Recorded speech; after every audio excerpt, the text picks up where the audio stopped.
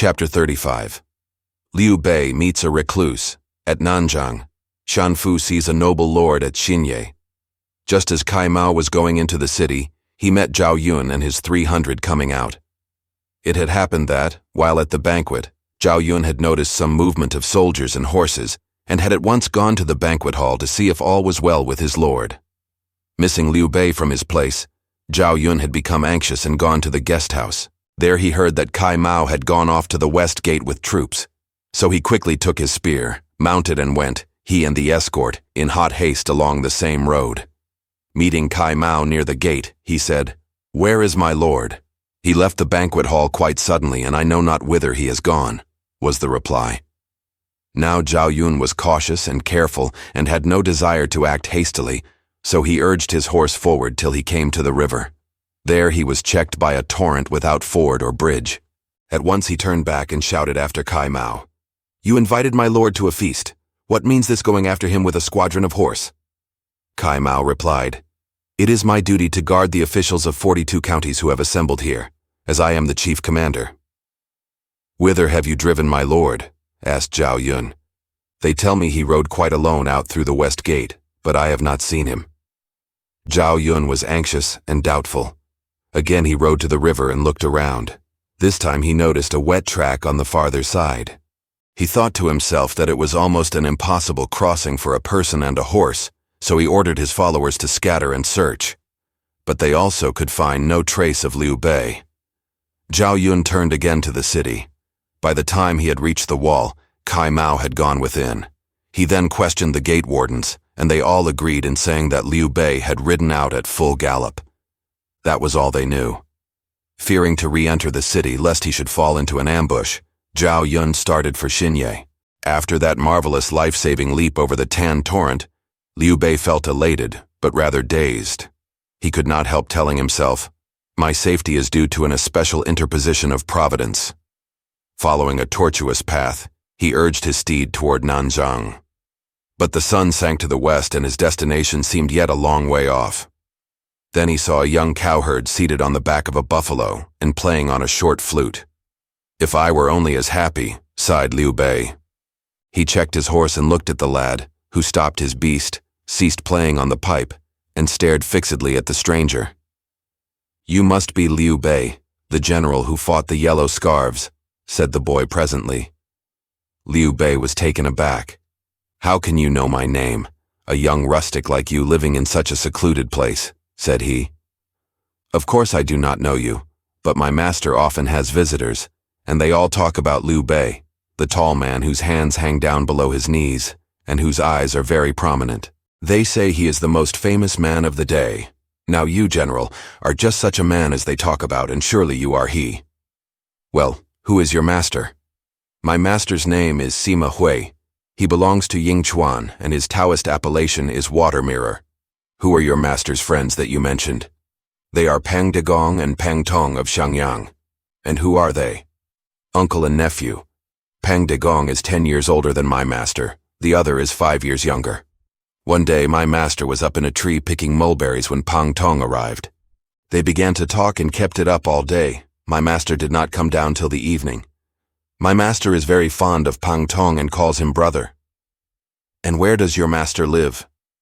"In that wood there in front," said the cowherd, pointing to it. "There he has a farmstead." "I really am Liu Bei, and you might lead me to your master that I may salute him." The cowherd led the way for about 1 mile, when Liu Bei found himself in front of a farmhouse. He dismounted and went to the center door. Suddenly came to his ear the sound of a lute most skillfully played, and the air was extremely beautiful. He stopped his guide and would not allow him to announce a visitor, but stood there rapt by the melody. Suddenly the music ceased. He heard a deep laugh, and a man appeared, saying, "Amidst the clear and subtle sounds of the lute, there suddenly rang out a high note, as though some noble man was near." "That is my master," said the lad, pointing. Liu Bei saw before him a figure slender and straight as a pine tree, a very chosen vessel. Hastening forward, he saluted. The skirt of his robe was still wet from the river. "You have escaped from a grave danger today, sir," said Water Mirror. Liu Bei was startled into silence, and the cowherd said to his master, "This is Liu Bei." Water Mirror asked him to enter, and when they were seated in their relative positions as host and guest, Liu Bei glanced round the room. Upon the bookshelves were piled books and manuscripts. The window opened upon an exquisite picture of pines and bamboos, and a lute lay upon a stone couch. The room showed refinement in its last degree. "Whence come you, illustrious sir?" asked the host. "By chance I was passing this way, and the lad pointed you out to me, so I came to bow in your honored presence. I cannot tell what pleasure it gives me." Water Mirror laughed, saying, "Why this mystery? Why must you conceal the truth? You have certainly just escaped from a grave danger." Then Liu Bei told the story of the banquet and the flight. "I knew it all from your appearance," said his host. "Your name has long been familiar, but whence comes it that, up to the present, you are only a homeless devil?" "I have suffered many a check during my life," said Liu Bei, "and through one of them am I here now." "It should not be so, but the reason is that you still lack the one person to aid you. I am simple enough in myself, I know, but I have Sun Quan, Miju, and Jian Yong on the civil side, and for warriors I have Guan Yu, Zhang Fei, and Zhao Yun. These are all most loyal helpers, and I depend upon them not a little. Your fighting generals are good, fit to oppose a legion. The pity is you have no really able advisor. Your civilians are but pallid students of books, not people fitted to weave and control destiny. I have always yearned to find one of those marvelous recluses who live among the hills till their day arrive. So far I have sought in vain. You know what the teacher Confucius said. In a hamlet of 10 households there must be one true person. Can you say there is no one? I am simple and uninstructed. I pray you enlighten me. You have heard what the street children sing. In 8 and 9 years begins decay. 4 years, then comes the fateful day, when destiny will show the way, and the dragon flies out of the mire. This song was first heard when the new reign style was adopted. The first line was fulfilled when imperial protector Liu Bei lost his first wife, and when his family troubles began. The next line relates to the approaching death of Liu Bei, and there is not a single person among all his crowd of officers who has the least ability. The last 2 lines will be fulfilled in you, General. Liu Bei started up in surprise, crying, "How could such a thing be?" Water Mirror continued, "At this moment the marvelously clever people of the earth are all here, and you, sir, ought to seek them." "Where are they? Who are they?" said Liu Bei quickly. "If you could find either Sleeping Dragon or Young Phoenix, you could restore order in the empire. But who are these 2? His host clapped his hands, smiled, and said, "Good, very good." When Liu Bei persisted and pressed home his questions, Water Mirror said, "It is getting late. You might stay the night here, General, and we will talk over these things tomorrow." He called to a lad to bring wine and food for his guest, and his horse was taken to the stable and fed. After Liu Bei had eaten, he was shown to a chamber opening off the main room and went to bed. But the words of his host would not be banished, and he lay there only dozing till far into the night. Suddenly he became fully awake at the sound of a knock at the door and a person entering, and he heard his host say, "Where are you from?" Liu Bei rose from his couch and listened secretly. He heard the visitor reply, "It has long been said that Liu Bei treated good people and bad people as they each should be treated, so I went to see for myself. But that reputation is undeserved. He does treat good people correctly, but he cannot use them, and he treats wicked people in the right way, all but dismissing them. So I left a letter for him and went away. And here I am." Water Mirror replied, "You, capable enough to be the advisor of a king, ought to be able to find someone fit to serve. Why did you cheapen yourself so far as to go to Liu Bei? Beside, there is a real hero right under your eyes, and you do not know him." "It is just as you say," replied the stranger. Liu Bei listened with great joy, for he thought this visitor was certainly one of the 2 he was advised to look for. Liu Bei would have shown himself then and there, but he thought that would look strange. So he waited till daylight, when he sought out his host. "Who was it came last night?" said Liu Bei. "A friend of mine," was the reply. Liu Bei begged for an introduction. Water Mirror said, "He wants to find an enlightened master, and so he has gone elsewhere." When Liu Bei asked his name, his host only replied, "Good, good." And when Liu Bei asked who they were, who went by the names of Sleeping Dragon and Young Phoenix, he only elicited the same reply. Liu Bei then, bowing low before his host, begged him to leave the hills and help him to bring about the restoration of the ruling house to its prerogatives. But Water Mirror replied, "People of the hills and woods are unequal to such a task. However, there must be many far abler than I who will help you if you seek them." While they were talking, they heard outside the farm the shouts of troops and neighing of horses, and a servant came in to say that a general with a large company of soldiers had arrived. Liu Bei went out hastily to see who these were, and found Zhao Yun. He was much relieved, and Zhao Yun dismounted and entered the house. "Last night, on my return to Xinye," said Zhao Yun, "I could not find you, my lord, so I followed at once and traced you here. I pray you return quickly, as I fear an attack on the city." So Liu Bei took leave of his host, and the whole company returned to Xinye. Before they had gone far, another army appeared, and when they had come nearer, they saw Guan Yu and Zhang Fei. They met with great joy, and Liu Bei told them of the wonderful leap his horse had made over the torrent. All expressed surprise and pleasure. As soon as they reached the city, a council was called, and Zhao Yun said, "You ought first of all to indite a letter to Liu Biao telling him all these things." The letter was prepared, and Sun Quan bore it to the seat of government in Jingzhou City. He was received, and Liu Biao at once asked the reason of Liu Bei's hasty flight from the festival. Whereupon the letter was presented, and the bearer related the machinations of Cao Cao, and told of the escape and the amazing leap over the Tan torrent. Liu Biao was very angry, sent for Cao Cao, and berated him soundly, saying, "How dare you try to hurt my brother?" And he ordered Cao Cao out to execution. Liu Biao's wife, Cao Cao's sister, prayed for a remission of the death penalty, but Liu Biao refused to be appeased. Then spoke Sun Quan, saying, "If you put Cao Cao to death, I fear Uncle Liu Bei will be unable to remain here." Then Cao Cao was reprieved, but dismissed with a severe reprimand. Liu Biao sent his elder son Liu Qi back with Sun Quan to apologize. When Liu Qi reached Xinye, Liu Bei welcomed him and gave a banquet in his honor.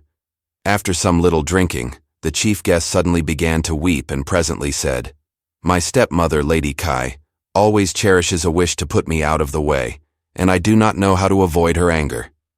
Could you advise me, uncle?" Liu Bei exhorted him to be careful and perfectly filial, and nothing could happen. Soon after, the young man took his leave and wept at parting. Liu Bei escorted Liu Qi well on his way, and pointing to his steed said, "I owe my life to this horse. Had it not been for him, I had been already below the 9 golden springs. It was not the strength of the horse, but your noble fortune, uncle." They parted, the young man weeping bitterly. On re-entering the city, Liu Bei met a person in the street wearing a hempen turban, a cotton robe confined by a black girdle, and black shoes. He came along singing a song. "The universe is rived, oh, now nears the end of all. The noble mansion quakes, oh, what beam can stay the fall? A wise one waits his lord, oh, but hidden in the glen, the seeker knows not him, oh, nor me of common humans." Liu Bei listened. Surely this is one of the people Water Mirror spoke of, thought he. He dismounted, spoke to the singer, and invited him into his residence. Then when they were seated, he asked the stranger's name. "I am from Yingchuan, and my name is San Fu. I have known you by repute for a long time, and they said you appreciated humans of ability. I wanted to come to you, but every way of getting an introduction seemed closed. So I bethought me of attracting your notice by singing that song in the marketplace." Liu Bei thought he had found a treasure, and treated the newcomer with the greatest kindness. Then San Fu spoke of the horse that he had seen Liu Bei riding, and asked to look at it. So the animal was brought round. "Is not this a Dilu horse?" said San Fu. "But though it is a good steed, it risks his master. You must not ride it." "It has already fulfilled the omens," said Liu Bei, and he related the story of the leap over the Tan torrent. "But that was saving his master, not risking him. It will surely harm someone in the end, but I can tell you how to avert the omen." "I should be glad to hear it," said Liu Bei. "If you have an enemy against whom you bear a grudge, give him this horse and wait till it has fulfilled the evil omens on this person. Then you can ride it in safety." Liu Bei changed color. "What, sir? You are but a new acquaintance, and you would advise me to take an evil course and to harm another for my own advantage? No, sir, I cannot listen. His guest smiled, saying, People said you were virtuous. I could not ask you directly, so I put it that way to test you. Liu Bei's expression changed. He rose and returned the compliment, saying, But how can I be virtuous while I lack your teaching? When I arrived here, I heard the people saying, Since Liu Bei came here, O blessed day, we've had good luck. Long may he stay. So you see, the effects of your virtue extend to the ordinary people. Thereupon San Fu was made commanding advisor of the army. The one idea that held Cao Cao after his return from Jizhu was the capture of Jingzhou. He sent Cao Ren and Li Dian, with the two brothers Lu Xiang and Lu Kuang who had surrendered, to camp at Fancheng with 30,000 troops and so threaten Jingzhou and Xiangyang. Thence he sent spies to find out the weak points. Then the two Lu Xiang and Lu Kuang petitioned Cao Ren, saying, Liu Bei is strengthening his position at Xinye and laying in large supplies. Some great scheme is afoot, and he should be checked. Since our surrender, we have performed no noteworthy service and, if you will give us 5,000 soldiers, we promise to bring you the head of Liu Bei. Cao Ren was only too glad, and the expedition set out. The scouts reported this to Liu Bei, who turned to San Fu for advice. San Fu said, They must not be permitted to cross the boundary. Send Guan Yu and Zhang Fei left and right, each with 1,000 troops, one to attack the enemy on the march, the other to cut off the retreat. You and Zhao Yun will make a front attack. Guan Yu and Zhang Fei started, and then Liu Bei went out at the gate with 2,000 troops to oppose the enemy. Before they had gone far, they saw a great cloud of dust behind the hills. This marked the approach of the Liu brothers. Presently, both sides being arrayed, Liu Bei rode out and stood by his standard. He called out, Who are you who thus would encroach on my territory? I am the great General Lu Kuang, and I have the order of the Prime Minister to make you prisoner, said the leader. Liu Bei ordered Zhao Yun to go out, and the two generals engaged. Very soon Zhao Yun with a spear thrust had disposed of his opponent, and Liu Bei gave the signal to attack. Lu Xiang could not maintain his position and led his troops off. Soon his force found themselves attacked by an army rushing in from the side led by Guan Yu.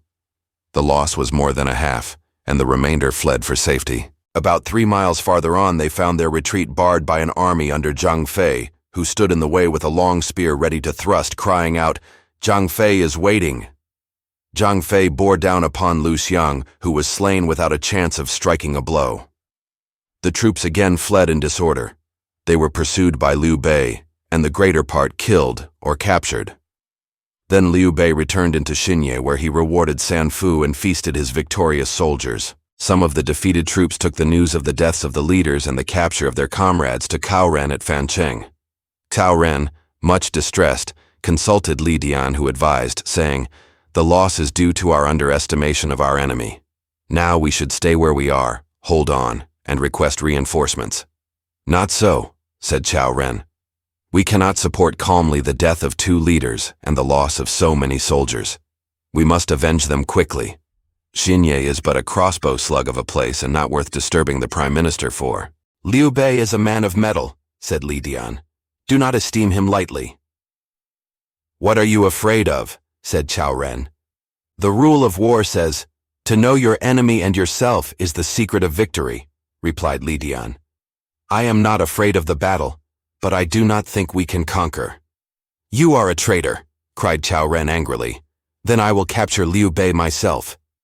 Do so. I will guard this city, said Li Dian. If you do not go with me, it is a proof that you are a traitor, retorted Cao Ren. At this reproach, Li Dian felt constrained to join the expedition. So they told off 25,000 troops with which they crossed the river Yu for Xinye. What measure of success the expedition met with will be related in the next chapter. Thanks for watching. Please like the video and subscribe to the channel for more excellent content.